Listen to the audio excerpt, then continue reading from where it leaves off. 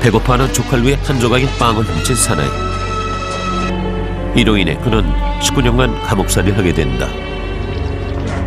처음에는 절도죄로 5년의 징역형을 받았지만 이후 4번의 탈옥을 시도하면서 형량이 추가됐기 때문이다. 탈옥 그 순간부터 누군가가 항상 그를 쫓는다. 어떤 완벽한 탈옥이라도 그에게 씌워진 올가미를 모두 벗겨내진 못한다.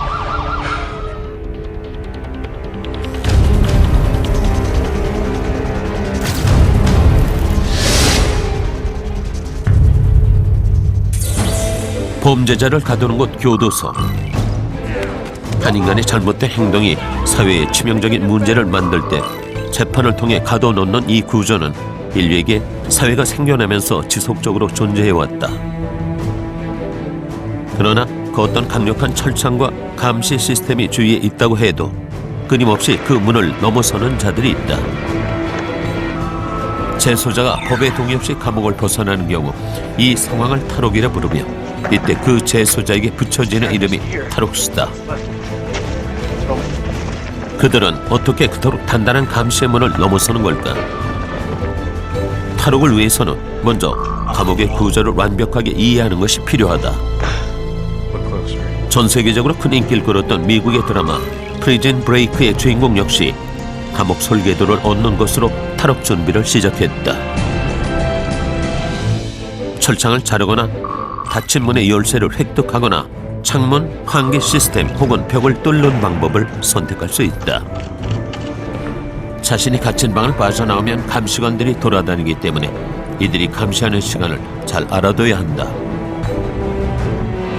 감옥의 건물을 빠져나왔다 해서 끝이 아니다. 감옥을 둘러싼 울타리와 그 주변을 덮은 철조망 그리고 레이저 와이어 등이 막아서고 있다.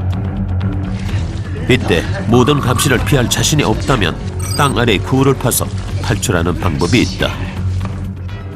교도소 출입이 자유로운 사람으로 신분을 위장해 당당히 탈출하기도 한다.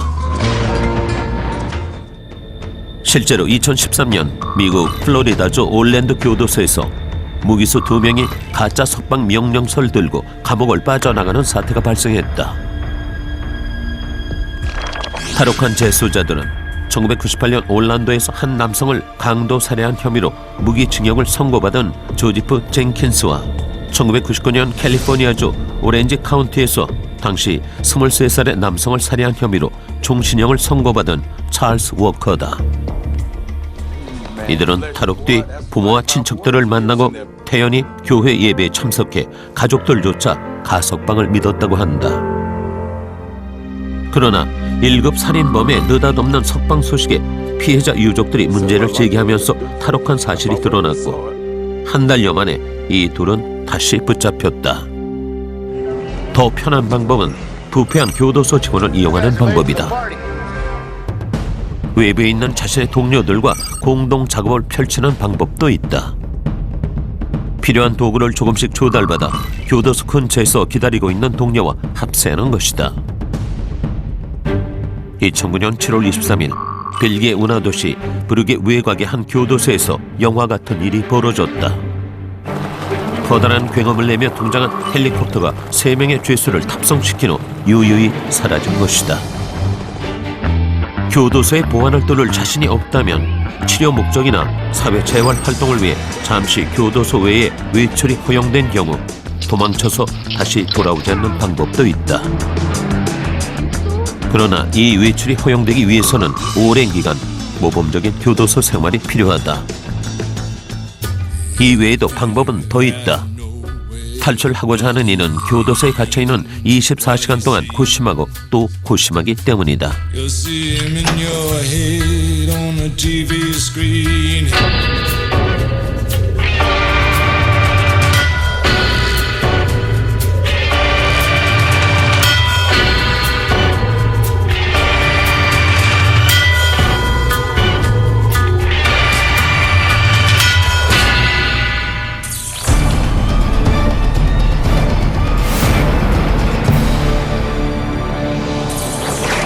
탈옥에 성공했다 해도 자유를 얻은 것은 아니다. 탈옥수라는 명칭을 얻는 순간부터 수배자 신분이 되는 것이다. 2011년 탈옥수였던 한 남자가 수배자 신분에서 벗어나게 된다. 바로 검거된 것이다. 무려 32년간이라는 긴 세월이었다. 프레더릭 바렛, 그의 나이 60세였다. 1971년 2월 바렛은 미국 뉴저지의 한 고속도로에서 자신을 태워준 친절한 운전자를 살해한다. 살해 목적은 자동차였다. 곧바로 체포된 바렛은 플로리다 법원에서 종신형을 선고받고 감옥에 갇히게 된다. 그리고 8년 뒤 그에게 탈옥의 기회가 찾아온다. 1979년 8월 갑작스런 정전소동으로 죄수들이 난동을 부려 교도소 내 통제 기능이 잠시 마비된 사이 탈출에 성공하게 된 것이다. 탈옥 직후 바렛은 닐 멜처란 가명으로 신분을 속인 채 살아간다. 수사망을 피하기 위해 한 곳에만 머물지 않고 하와이, 캘리포니아, 테네시, 메릴랜드 등 미국 전역을 옮겨다니며 추적을 피했다.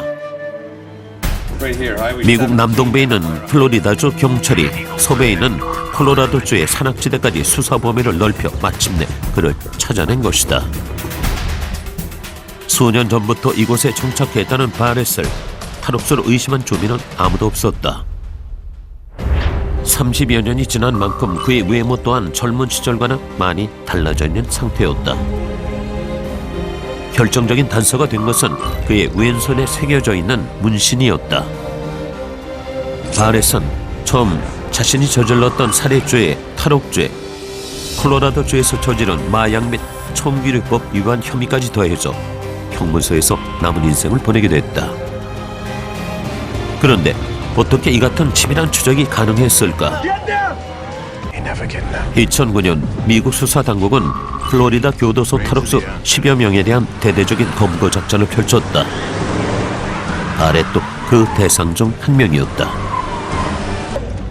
30여 년 전 탈옥수를 찾는 일은 쉬운 도전이 아니었지만 공공기록 데이터 정보를 바탕으로 치밀하게 추적한 결과 산악지대 외딴 마을에 숨어있는 그를 찾아낼 수 있었다고 한다.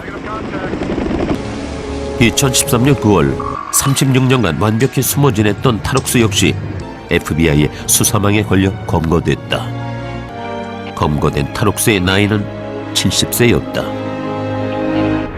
1973년 30세의 마이클 모로는 캘리포니아주 롱비치에서 무장강도 행각을 벌이다 붙잡혀 징역 5년형을 선고받는다. 로스앤젤레스 동쪽 도시 치노에 있는 교도소에 수감된 모로는 복역 4년째인 1977년 출소를 1년 남겨두고 탈옥한다. 아칸소주의 제시빌로 도망간 모로는 코스염으로 외모에 변화를 준 후 칼 프랭크 윌슨이라는 가명으로 새로운 인생을 시작했다. 그곳에서 만난 여성과 결혼해 자녀 셋을 낳았고 체포 당시엔 손자까지 얻은 할아버지였다. 사람들은 모로가 탈옥수였다는 사실을 전혀 예측할 수 없었다고 한다. 이웃 사람들에게 그는 일요일마다 교회에 꼬박꼬박 나가는 성실한 사람이었다. 36년 만에 그의 정체가 탄로나게 된 것은 바로 지문 분석이 전산화되면서였다. 모로가 체포되기 29년 전 그는 살인사건에 연루되어 경찰 조사를 받으면서 지문 날인을 하게 된다. 곧 무혐의로 풀려났지만 기록은 남게 된다. 당시는 지문이 전산화되지 않아서 마이클 모로가 탈옥수임을 알 수 없었다. 하지만 완벽한 전산화가 이루어진 후 36년 만에 그의 존재가 드러나게 된 것이다. 마이클 모로가 다시 수감된 캘리포니아주 교도소는 놀라운 기록을 가지고 있다. 1977년 이후 약 19,300명이 탈옥했지만 99%가 다시 붙잡혀 교도소로 돌아온 것. 탈옥을 한다고 해도 그들에게 자유는 허락되지 않았다. 가족을 경악시키며 다시 교도소로 돌아간 탈옥수도 있다. 2014년 2월 어머니의 집을 방문한 31살 된 남자는 놀라운 사실을 경찰에게서 듣게 된다. 그의 어머니는 36년간 숨어 살던 탈옥수였던 것. 1977년 4월 미시간주 교도소를 탈옥했던 주디 린 헤이먼이었다. 1976년 절도죄로 기소된 헤이먼은 탈옥 후 브렌다 부시머, 주디 싱글턴 등 신문을 속이기 위해 여러 가명을 사용해왔으며 샌디에이고에서는 제이미 루이스라는 가명으로 신분 증명서까지 발부받았다. 미시간주 사법당국은 오랜 추적 끝에 헤이먼이 샌디에이고에 거주한다는 것을 알아냈으나 30여 년이란 세월로 인해 그녀를 판별해내기 어려웠다. 그러나 미시간주 교정국에서 보내온 옛 사진 속 헤이먼의 눈을 본 수사당국은 눈의 생김새가 일치함을 알아차리고 그녀를 체포했다. 미시간주 교도소는 2008년도에도 탈옥한 여성을 32년 만에 검거한 바 있다. 결국 탈옥은 할 수 있어도 추적은 피할 수 없는 것이다. 사망이 확인되기 전까지 추적은 계속된다. 교도소의 철창을 넘었지만 또 다른 족쇄에 영원히 닫히는 것이다.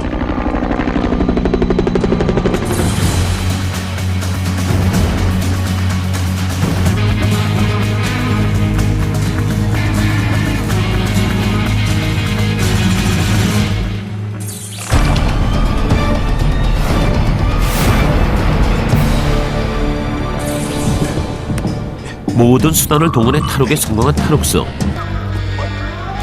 붙잡힌다면 어떻게 될까? 체포되기 전에 도주할 경우 저지른 범죄만 적용되지만 일단 체포된 후 도망치면 도주죄로 가중처벌을 받게 된다. 대한민국의 경우 관련 법규는 형법 제145조 1항에서 찾아볼 수 있다. 법률에 의해 체포 또는 구금된 자가 도주할 경우 1년 이하의 징역에 처한다. 만약 탈옥할 때 교도소 시설을 망가뜨리거나 여럿이서 탈옥하는 경우에는 형법 제146조 특수도주죄가 적용되어 최고 7년형에 처하게 된다. 탈옥을 시도했다 미수에 그쳐도 역시 처벌받는다. 시도 자체만으로 엄중한 죄가 되는 것이다. 교도소를 완전히 벗어나기 전에 발각이 돼도 처벌을 면할 수 없다. 어머니. 죄수가 탈옥하도록 도운 사람은 10년 이하 징역에 처할 수 있다. 그럼요. 여기서 나가는 법 가르쳐줄까? 간수가 도와줬다면 1년 이상 10년 이하 징역에 처하도록 돼 있다. 탈옥한 자보다 도운 자에게 더 무거운 죄가 적용되는 것이다. 그러나 탈옥에 대한 죄를 묻지 않는 나라도 있다. 덴마크에서는 탈옥을 시도하는 것은 불법이 아니며 다시 붙잡힌다고 해도 남은 형기만 복역하면 된다. 탈옥의 행위는 인간의 행복 추구권에 해당된다는 것이다.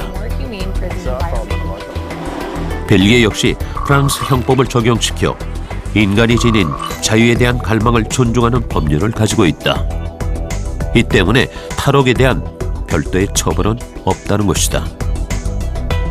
검거되면 다시 교도소로 돌아와 남은 형기를 채우면 된다. 이외에 다른 나라들에서도 탈옥 과정에서 범죄를 저지르지 않았다면 탈옥이라는 죄에 대해서 관대한 편이라는 것이다. 그러나 탈옥수 본인이 저지른 원죄에 대해서는 여전히 강한 법을 적용시킨다. 그에게 내려진 원래 형기는 무슨 일이 있어도 채워야 하는 것이다. 2013년 12월 18일에 사망한 영국의 로니 빅스는 1963년 세계 열차 강도 사건의 주범으로 징역 30년형을 구형받고 15개월 후 교도소를 탈옥한다. 그 후 벨기에 브뤼셀에서 은신한 후 프랑스 파리로 간 그는 성형 수술을 하고 호주로 간 뒤 또다시 브라질 리우데자네이루로 도주한다. 영국과 브라질이 범죄인 인도 조약을 체결하지 않았기 때문에 브라질은 빅스에게 더없이 좋은 나라였다. 실제로 영국 경찰은 그를 눈앞에 두고도 체포할 수 없었다. 그러나 빅스는 영국으로 돌아오기를 원했다. 죽기 전에 고향의 펍에서 영국식 맥주인 비터를 한 잔 마시고 싶었던 것. 로니 빅스는 다시 영국 감옥에 수감된다. 그리고 수차례 가석방을 신청했지만 모두 거절된다. 법무부 장관인 잭 스트로우의 의견은 하나였다. 완전히 뉘우치지 않았다. 건강을 이유로 둔 가족들의 거듭된 항소에 빅스는 결국 가석방되지만 병세가 악화되어 수차례 병원에 입원하다 사망하게 된다. 오랜 기간 진정 가고 싶었던 곳을 갈 수 없었던 빅스. 그는 과연 탈옥에 성공했던 것일까 아니면 실패했던 것일까? 때때로 특수한 탈옥 상황도 있다. 무죄를 입증하기 위해 탈옥을 했고 그 후 무죄가 밝혀졌다면 어떻게 될까? 도주죄는 국가의 구금권 또는 특수한 공적 권력 관계 확보를 위한 것으로 무죄인 사람이 억울하게 구금됐다가 탈옥했다 해도 정당한 법적 절차에 의해 구금됐던 것이라면 도주죄는 성립된다. 그러나 도저한 탈옥범을 검거하기 위해 수사가 진행되던 도중 그 사람이 무죄라는 것이 밝혀졌다면 그 사람을 다시 도주죄의 범인으로 검거해서 처벌하지는 않는다. 도주죄는 인정되지만 잘못된 판결이 없었다면 도주할 필요가 없는 상황이었다는 불합리한 점이 존재하기 때문이다. 엄마를 돌려주세요.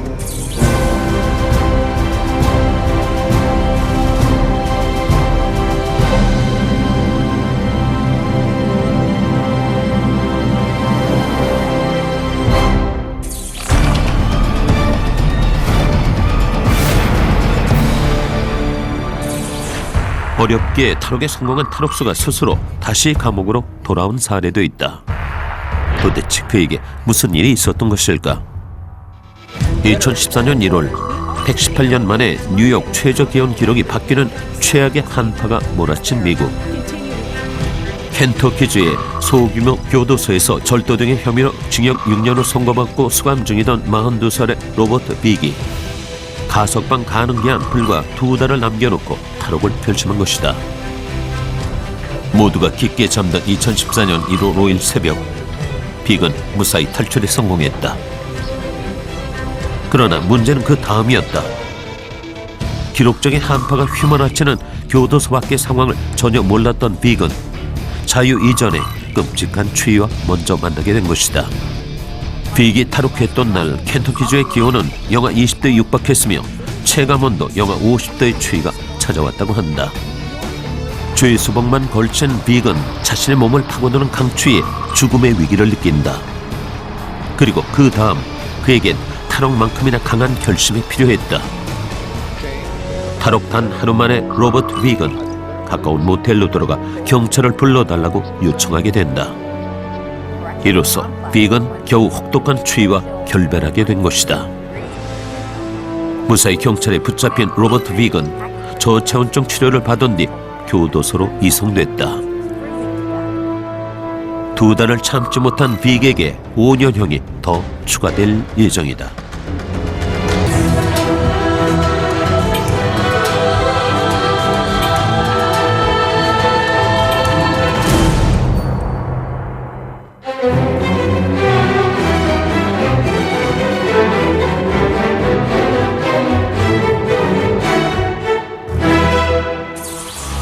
인생의 3분의 1을 교도소에서 보낸 남자가 있다.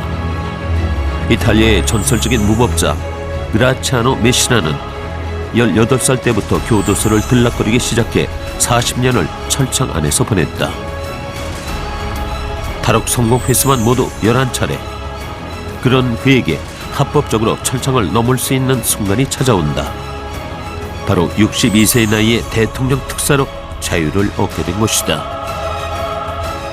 철창을 넘는 방법은 탈옥 외에도 분명 또 있다.